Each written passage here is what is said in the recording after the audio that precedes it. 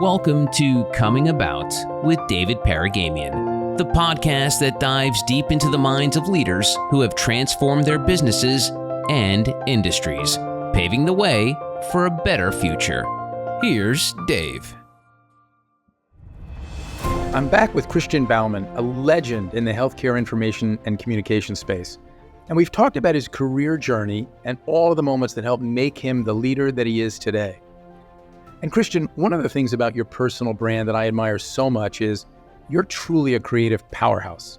And it was awesome when you were on my team and you were out pitching for me. But then, of course, I led other agencies that competed against you. And I have to tell you, I dreaded walking into the lobby of a major pharma company knowing that you and your team had just been in there before, because I knew that meant that the bar for creative had just been set really high.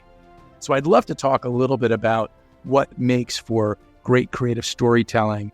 And maybe the place to start is, I think a lot of people think that in the healthcare industry, because we are so regulated, we cannot do empowering, powerful, wonderful storytelling.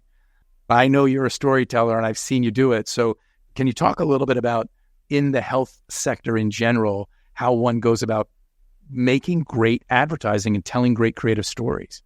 Yeah, it's a great question. And I have to say it's one also that after 20 years, it's not starts frustrating me. It frustrates me in the fact that I feel like as an industry, we almost we beat ourselves up on this issue, and I think it's completely unfounded. This business does great work. We do great creative work. We do great work for our clients, and we do great motivating work, and we always have, right? Going back over the history of healthcare and pharmaceuticals and advertising. First off, we were one of the first sectors in advertising. A lot of people don't know that. The whole concept of a logo came out of pharmaceuticals, believe it or not. The industry in the 50s and the 60s was all staffed by the great New York artists of the time, and they did amazing work. And everyone in this industry, the creatives in this industry, are still doing amazing work.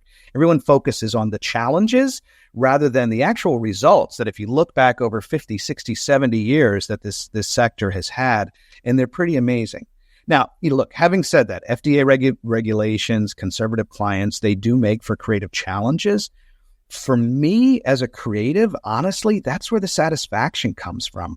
Wide open briefs are fun, no doubt about it, especially when you're younger, but anyone can do them. When there are no rules on a brief, it's easy to be creative. I'm sorry, there just is. It's super easy to do that. The smaller the box gets that we're asked to work in, the actually more challenging it becomes. And for me, I love that, right? I love that challenge is what gets me out of bed in the morning, because that's what keeps the job really, really super interesting. The other thing is this, if you're wired a certain way, and look, different creatives and other people, this is all departments, not just creative, account folks, planners, everything else. If you're wired a certain way, I don't think there's any other sector that requires as much strategic thinking. So if you like that, if you enjoy that, if you're wired for that, healthcare is a great place to be for that, because, it's not just about that moment where we're concepting, where we're making the creative. It's that year beforehand where we're setting up the strategic framework. And again, I find that very, very satisfying, challenging, and fun to do. So Christian, you said something that I find fascinating, which is you described that creative brief having that smaller box, because there's channel markers that say, these are the regulatory issues, these are the legal issues. And you said it was exciting and thrilling to operate in that smaller box. And I'm wondering if some of that is connected to, as you said, you described it as the strategy work a year beforehand, but I'm also wondering if it's about your commitment to understanding the science. I think back to the homework that you did and how valuable that was for you as a creative. And I wonder if you could share a little bit about that. Yeah, absolutely. No, it's a gret question. I think it starts with, well, first off, I do, right? I love the science. If you didn't, I'm not sure that you could survive in the sector. You kind of have to love this, and you have to be able to figure it out. We're not the scientists. We're not doctors. Most of the time, we're not the patients, right? So you do have to learn it, and you do have to love it. But one of the first rules of advertising in any sector, we all know this, it's always been the case, is getting to know inside and out and falling in love with whatever sector you're in, right? I mean, guys who sell cars out in Detroit, right? Team Ford or whatever, they know those cars and trucks inside and out, right? If you're advertising pizza, you know exactly how Little John makes their pizzas and you love those pizzas. And you kind of have to. It's not any different in healthcare, right? We have to know our products inside and out. As it turns out, I love doing that. And again, I don't find it a compromise. I don't find that, there's that balance between scientific stuff and, or the creative side. I don't find that to be a compromise at all. One of the things I like about the sector that we work in with healthcare, we have a very high moral, technical bar. We just do. That's a good thing to me. That's not a sacrifice. That's something that I enjoy. It makes you feel like you're working for something greater than yourself. And I don't want to get too, again, it's a business and we're there to support our clients, but you can walk out the door at the end of the day. I mean, Steve Jobs used to say, right? I mean, that was his sales pitch to Scully. Do you want to sell sugar water for the rest of your life? Or you want to change the world? And I got to be honest with you, working in the healthcare sector, that is kind of really how we feel. If I wanted to go sell sugar water, I'd do that. But I like helping change the world. And I think that's what our clients are doing. No, I totally agree. I tell our team here all the time that the Nobel Peace Prize Committee is not coming for us. However, we are playing a small part in the drama. The real hero is the physician, or the real hero is the patient who's battling the disease that's in that room talking to the physician. But if we've done something to help enable that conversation, motivate that conversation, give a nomenclature to that patient so that she can have a more informed conversation with her physician, understand her treatment plan better, then we've done in a small way something that really matters. So healthcare communications is healthcare, and we're part of that. And I know I hear you loud and clear. I find that inspiring. One of the things, Christian, that I know you've talked about recently is as we focus on health equity and the language that we use and the people that we use in our advertising, you famously said representation can't be created artificially. Can you tell us more about that? Yeah, absolutely. And obviously it's something that I think is, in a great way we're all thinking about now, which is awesome because, even like 10 years ago, some of us were thinking about it. And I think we're in a great place where the whole industry is thinking about it. You have to start somewhere. As an industry, I think we're just starting. It's a positive, though, that we are starting. And I think that's great. It's imperfect still, but we're getting there. I think what I meant by that, about you can't create it artificially, what I mean by that is, as we work through this, I'm convinced you have to solve it culturally, right? It's not about checking boxes. And I'll give you an example. I observed once, it was a pitch. It was a pitch for sickle cell disease. I was aware of this pitch. It wasn't my organization. At the last second, they attached one African-American to the pitch because someone at the very last second realized they had an entirely white team. And then, oh, by the way, this is a largely Black disease, right? Now, on the one hand, I'm glad that they finally thought of that. And I'm glad that they sought out that representation and that thought. But, the other side of it is it's a little too late, right? Or here's one we've all seen a million times in this industry. One woman attached to the woman's healthcare product on an otherwise all-male team, right? That's changing, but it has to. But here's the thing. At the end of the day, too often, they've tried to solve for that by checking a box and like, all right, put one woman on that team or put one African-American on that team. That's not going to do it. You have to solve it culturally. You have to have an organization that is filled with that diversity, so that as you're from the very beginning, not when it's too late, you are thinking with that diversity of thought and bringing that representation to the table. Yeah, I couldn't agree more, right? I mean, you can't fake it. Clients are smart and consumers are even smarter. And so that example of, oh my goodness, it's 48 hours before the pitch. Let's add someone else into the room of individuals going to the pitch. Yeah, that's a loser, right? You're using very charitable language. I'll use less charitable. That's a loser. Yeah, I'm trying to keep it common. And Dave, as someone who's worked with me, my language does get a little salty sometimes from my Army experience. So I'll let you handle the salt, and I'll let you be all the sunshine. But of course I've seen the same thing, myself. But I really do believe you're right. It has to be authentic, right? It's so important. And in the same way, clients or even agencies will say, we really value creative, but you can slap that bumper sticker on a lot of things, but if it's not really truly in your DNA of who you are and you really look for those insights, cherish that creativity, challenge the borders. Yes, the client asked for blue, but we're going to make sure that the client also sees green, yellow, and red before she sees blue.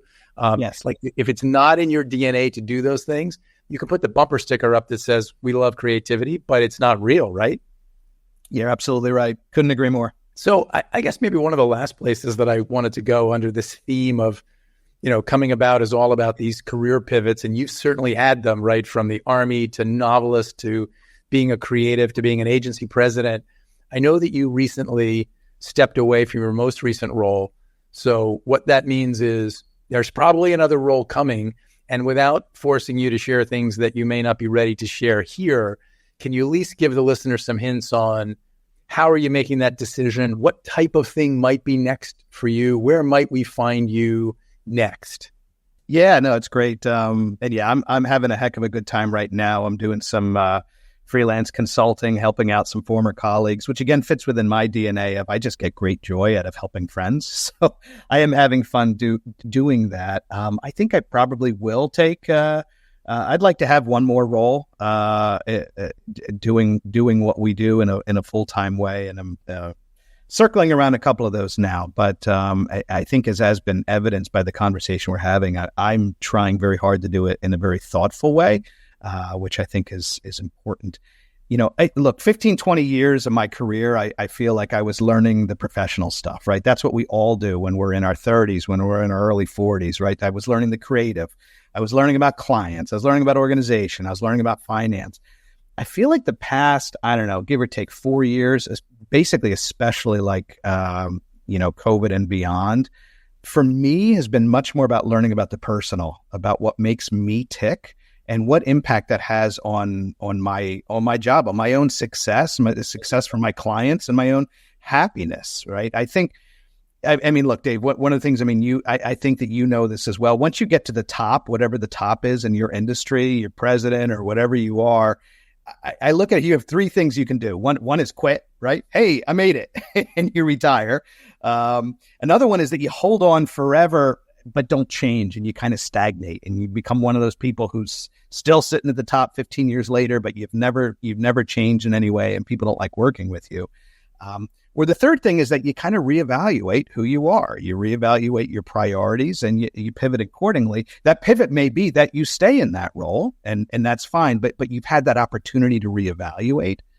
What I've learned, and everybody is different in this. Everyone is, I think, driven obviously by different things. What I've learned about myself in the last few years is that two things are incredibly important for me to one, to be successful, and then also to be happy. And those two things are locked hand in hand.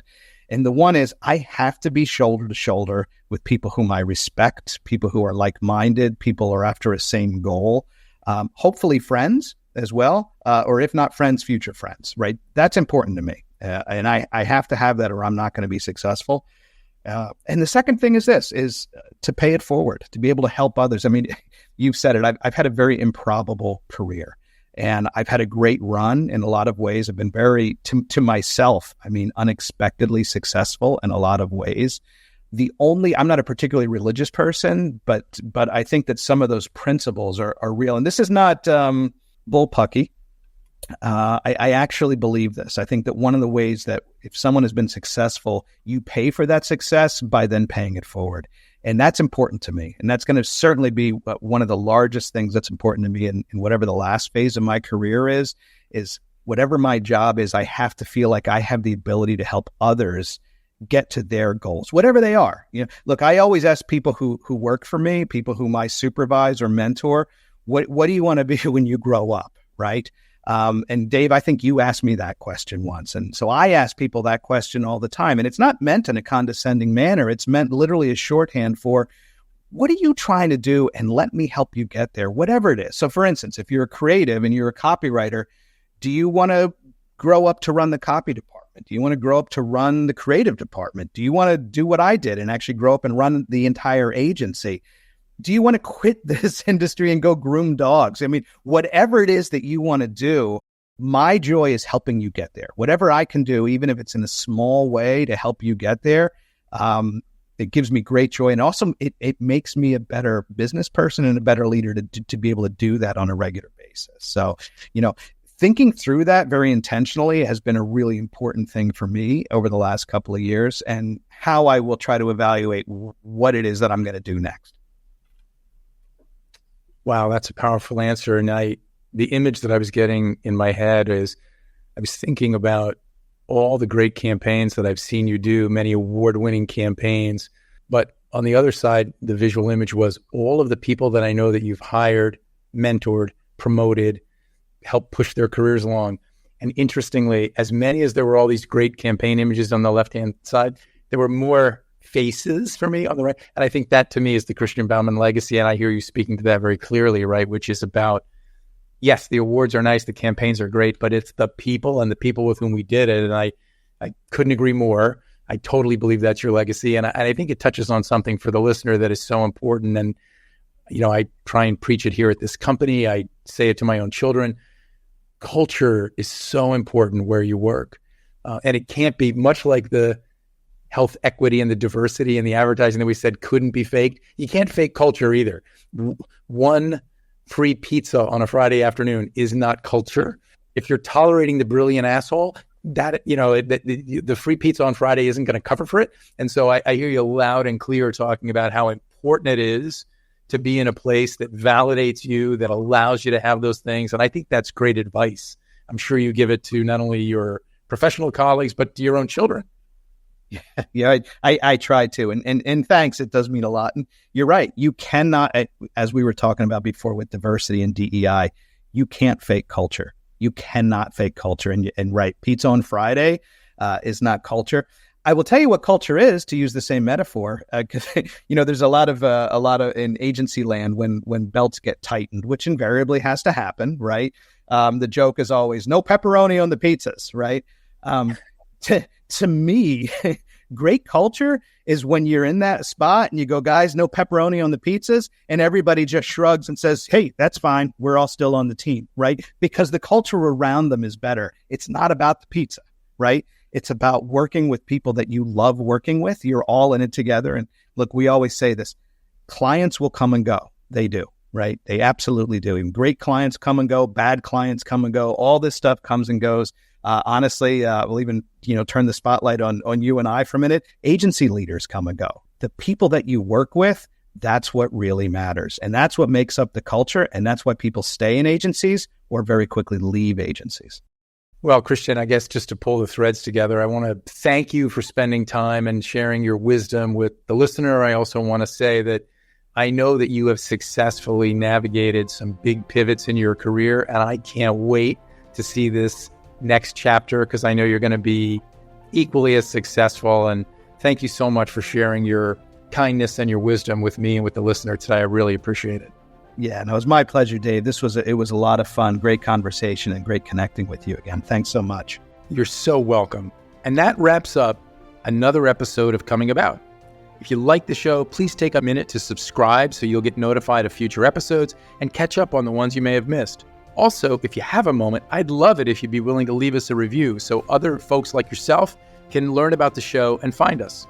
We'll see you next time on Coming About. This has been Coming About. We hope these conversations have left you feeling empowered and ready to take your organization to the next level. To speak with Dave about your business transformation or to learn more about Health Monitor Network, go to healthmonitornetwork.com. And don't forget to check out his book, Coming About, How We Transformed a Major Media Company and the Lessons There for You. Available wherever books are sold. Coming About with David Paragamian is a production of Advantage Audio.